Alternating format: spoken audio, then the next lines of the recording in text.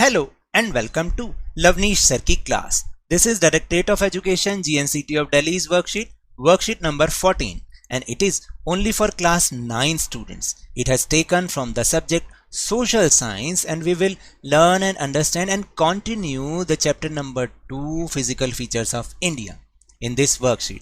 And students will also learn and understand about the peninsular plateau. So students, आज की इस worksheet में हम chapter number 2 physical features of India को continue कर रहे हैं और उसमें हम टॉपिक समझेंगे the peninsular plateau. As you all know कि पिछली लास्ट 2 वर्कशीट से हमने इस चैप्टर को स्टार्ट किया हुआ है. फर्स्ट जो इसी चैप्टर की जो फर्स्ट वर्कशीट थी उसमें हमने हिमालयन माउंटेन्स के बारे में नॉलेज गेन की. उसके बाद जो नेक्स्ट वर्कशीट आई उसमें हमने नॉर्दर्न प्लेन्स के बारे में इंफॉर्मेशन ली. And now will understand about the peninsular plateau. Peninsular plateau means जो मध्य प्रदेश वाला एरिया है, एंड मध्य प्रदेश है और महाराष्ट्र है, छत्तीसगढ़ है, उड़ीसा है, आंध्र प्रदेश है, नीचे तमिलनाडु है, केरला है. ये जो सारा एरिया, जो कि अगर आप देखें मध्य प्रदेश के बाद जो ये ऐसा वी वाला जो एरिया शुरू हो जाता है इंडिया का, these are called peninsular plateau. Okay, now without wasting our time, let's start and understand with me. Peninsular plateau. It is a tableland composed of old crystalline, igneous and metamorphic rocks. That means its shape is like a table. देखिए, mountains और plateaus में यही difference है कि जो mountains हैं वो ऊपर जाके नैरो हो जाते हैं, जबकि जो प्लेट्यूज होते हैं वो ऊंचाई पर जाके फ्लैट हो जाते हैं और फिर एक स्लोप होता है. तो इसलिए हमने इसको बोला कि it is just like a table, और ये क्रिस्टलीन, इग्नियस और मेटामॉर्फिक रॉक से फॉर्म्ड हो रखी है. फिर it is a part of the oldest land mass which consist of broad and shallow valleys and rounded hills. ये बोला गया कि it is the part of oldest land mass. Oldest land mass आप जब इस लेसन को अपनी text book में से पढ़ेंगे ना, उसमें एक गोंडवाना लैंड के बारे में दिया हुआ है. गोंडवाना लैंड जो है था वो बिल्कुल ओल्डेस्ट लैंड मास था अर्थ पर, और उसमें जो एक हिस्सा था वो ये हमारे इंडिया का सिर्फ यही वाला हिस्सा था, प्लेट्यू वाला हिस्सा. ठीक है, ये जो माउंटेन्स हैं, हिमालयन माउंटेन्स हैं, ये तो बहुत टाइम के बाद बने, लेकिन सबसे ओल्डेस्ट ये प्लेट्यू वाला हिस्सा है जो कि ब्रॉड एंड शैलो वैलीज और राउंडेड हिल्स से कवर्ड है. Now the third point.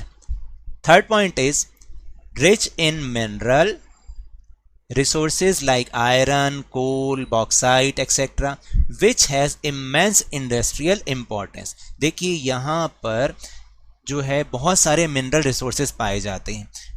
मैं आपको बताऊं, पूरे वर्ल्ड में जो प्लेट्यू वाला एरिया होता है वो मिनरल से रिच होता है, यानी मिनरल से भरा होता है. इसी तरह से जस्ट लाइक इन इंडिया में भी जो ये वाला रीजन है, प्लेट्यू रीजन है, ये मिनरल से भरा हुआ है. तो हमारे इंडिया में देखिए जैसे आयरन, कोल, बॉक्साइट, ये सारे के सारे हमें मिलते हैं और इनका इंडस्ट्रियल इंपॉर्टेंस बहुत ज़्यादा है क्योंकि इंडस्ट्रीज में ये as a raw material use होते हैं. Now will move on another specification of this peninsular plateau. This plateau consist of 2 broad divisions, namely, देखिए जैसे हमने हिमालयन माउंटेन्स के 3 डिविजन्स समझे थे, नॉर्दर्न प्लेन्स के भी 3 थे, इसी तरह प्लेट्यू के 2 ब्रॉड डिविजन्स हैं. कौन कौन से, let's understand. First is central highland. Central highland ये कहाँ होता है, lies north of Narmada river. देखिए नर्मदा रिवर जो है मध्य प्रदेश एमपी में फ्लो होती है, और जो उसका ऊपर का हिस्सा यानी मध्य प्रदेश का जो टॉप वाला एरिया है वो सेंट्रल हाईलैंड कहलाता है.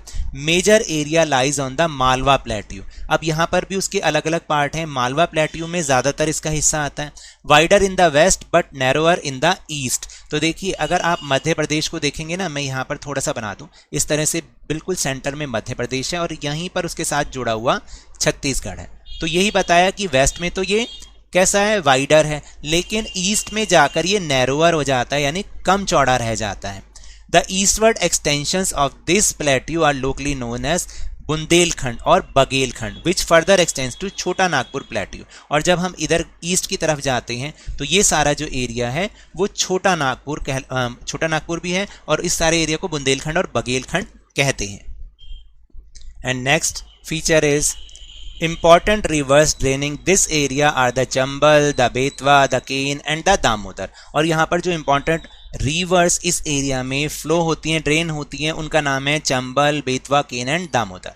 जो सेकेंड पार्ट है उसको हम कहते हैं वी नोन है the Deccan plateau. Deccan plateau जो है वो आंध्रा वाला हिस्सा है और मध्य प्रदेश छत्तीसगढ़ का हिस्सा है. ये सारा का सारा डेक्कन प्लेट्यू कहलाता है और महाराष्ट्र का भी इसमें कुछ पार्ट है. It is the higher in the west and slope is gently eastward. यानी ये वेस्ट की तरफ तो बहुत हाई है और ईस्ट की तरफ ये स्लोप वाला हिस्सा हो जाता है. The black soil area found here known as Deccan trap. जो यहाँ पर एक बहुत बड़ा एरिया जहाँ पे ब्लैक सॉइल मिलती है उसको हम डेक्कन ट्रैप कहते हैं. Has volcanic origin. और ये किससे बना है? वॉल्केनो से बना है. जो वॉल्केनो के अंदर से जो मैग्मा निकला उससे वो बना है. And is most suitable for growing cotton. और ये कॉटन उगाने के लिए बहुत ही सूटेबल है. और यही रीज़न है कि महाराष्ट्र और गुजरात में ब्लैक सॉइल मिलती है और वहाँ पर कॉटन टेक्सटाइल इंडस्ट्रीज भी बहुत ज़्यादा हैं. It is a triangular land mass that lies to the south of the river Narmada whose base is Satpura range in the north and flanked by eastern Ghats and western Ghats. अब देखिए, अब ये जो है एक ट्राइंगुलर लैंड मास है और इस तरीके से जो इंडिया का आप जो नीचे साउथ वाला हिस्सा देखेंगे ना वो इस तरीके से है या नहीं है. तो इसको ये जो है डेक्कन प्लेट्यू वाला हिस्सा है और ये बताया गया कि यहाँ पर ये दो पार्ट्स में डिवाइड हो जाता है. एक को हम कहते हैं वेस्टर्न घाट और इस हिस्से को हम कहते हैं ईस्टर्न घाट. ओके, अब आपको अच्छे से समझ में आएगा. अब हम ईस्टर्न घाट के बारे में कुछ इंफॉर्मेशन गैदर कर रहे हैं. यहाँ की average height 600 metres and stretches from Mahanadi valley to the Nilgiri in south. और ये कहाँ से, ये 600 मीटर इसकी जो हाइट है वो है. और ये कहाँ से कहाँ तक है? महानदी का मतलब होता है ओडिशा, थोड़ा सा जगह कम है. और नीलगिरी का मतलब है तमिलनाडु तक ये स्ट्रेच्ड है यानी फैला हुआ है. The rivers the Godavari, the Krishna, the Kaveri and the Mahanadi draining in the Bay of Bengal makes it discontinuous and irregular. और यहाँ पर जो अभी हमने नदियों के नाम लिए गोदावरी, कृष्णा, कावेरी और महानदी, ये सारी की सारी बे ऑफ बंगाल जो कि इधर की तरफ ही है, यहाँ पर इसमें मिल जाती हैं. और ये क्या करती हैं? इस हिस्से को डिसकंटिन्यू बनाती हैं और इरेगुलर मतलब कहीं ये ऊंचा है कहीं नीचा है, इस तरीके से. Before draining the river makes these rivers make delta which is very fertile. और ये समुद्र में मिलने से पहले, बे ऑफ बंगाल में मिलने से पहले डेल्टा फॉर्म करती हैं. यहाँ की हाईएस्ट पीक इज महेंद्रगिरी जो कि 1501 मीटर हाई है. और इम्पॉर्टेंट टूरिस्ट प्लेस यहाँ पर क्या है? उडगमंगलम जो कि ऊटी के नाम से जाना जाता है. ये यहाँ का फेमस टूरिस्ट प्लेस है. अगर आपको कभी जाने का मौका मिले तो प्लीज़ यहाँ ज़रूर जाइए. वाकई ये बहुत ज़्यादा खूबसूरत है. Now will move on Western Ghats. Western Ghats comparatively higher and continuous than Eastern Ghats. आप देखेंगे जो ये वाला ईस्टर्न घाट वाला है ये अरेबियन सी में, वेस्टर्न घाट है, मैं गलत बोल रहा हूँ, इसको मैं स्पेलिंग सही कर देता हूँ. वेस्टर्न घाट, ठीक है. ये जो वेस्टर्न घाट वाला हिस्सा है ये हायर है और कॉन्टिन्यूस है कंपैरेटिवली टू ईस्टर्न घाट्स. यहाँ की एवरेज हाइट है 900 to 1600 metres. The rivers flowing through Western Ghats, यहाँ पर जो रिवर्स बहती हैं वो कौन सी है? Narmada, Tapi and Sharavati. Drains into Arabian sea और वो अरेबियन सी में मिक्स हो जाती हैं, अरेबियन सी, ठीक है, यहाँ पर है. और दे फॉर्म एस्चुरी. और वो क्या बनाती हैं? एस्चुरी बनाती हैं, एस्चुरी शेप बनाती हैं. The highest waterfall of India Jog waterfall is on Sharavati river. और यहाँ पर बहने वाली एक जो रिवर है शरावती, उसके ऊपर एक वाटरफॉल है. वाटरफॉल मतलब जब ऊंचाई से पानी एकदम नीचे गिरता है. तो यहाँ का जो शरावती रिवर पर वाटरफॉल है उसका नाम है जोग वाटरफॉल. वो इंडिया का हाइएस्ट वाटरफॉल है. इसको भी आपको अच्छे से याद रखना है.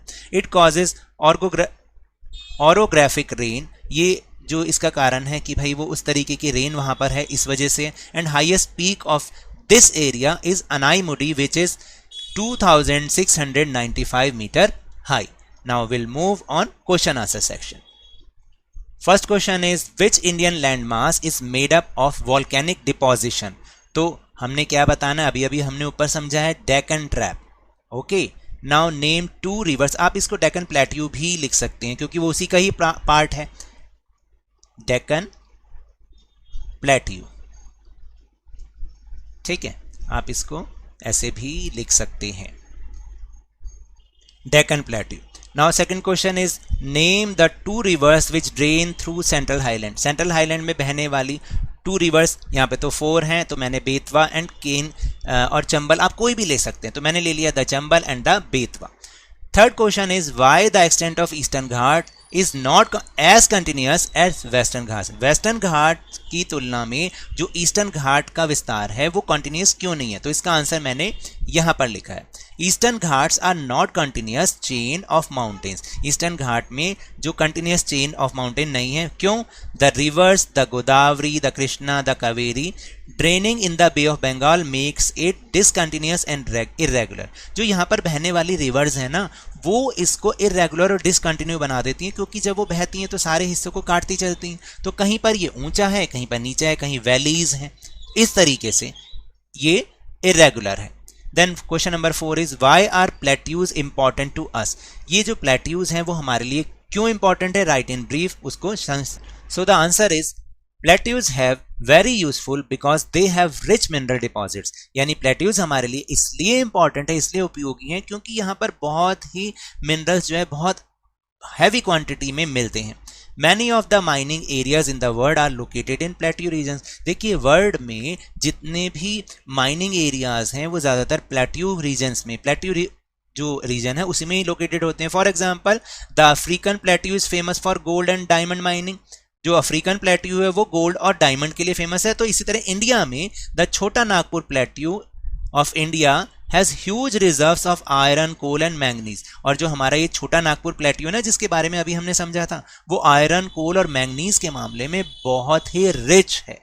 तो इसलिए plateaus are important to us. So now that's all for this worksheet. अगर मेरे इस तरह समझाने से अब आपको समझ में आने लगा है ना, तो इस चैनल और वीडियो को लाइक कीजिए, शेयर कीजिए और सब्सक्राइब भी कीजिए, और जल्दी से जल्दी अपने इस चैनल को 50K यानी कि 50,000 तक पहुंचा दीजिए। But remember, when ever you will go outside please wear your mask, क्योंकि कोरोना अभी भी फैल रहा है। और जब भी आपकी टर्न आए कोरोना की वैक्सीनेशन जरूर कराएं, क्योंकि कोरोना को हराना है और जिंदगी को एक बार फिर से सुहाना बनाना है। और उसके बाद अरे भाई स्कूल भी तो जाना है। इसी उम्मीद के साथ थैंक यू वेरी मच।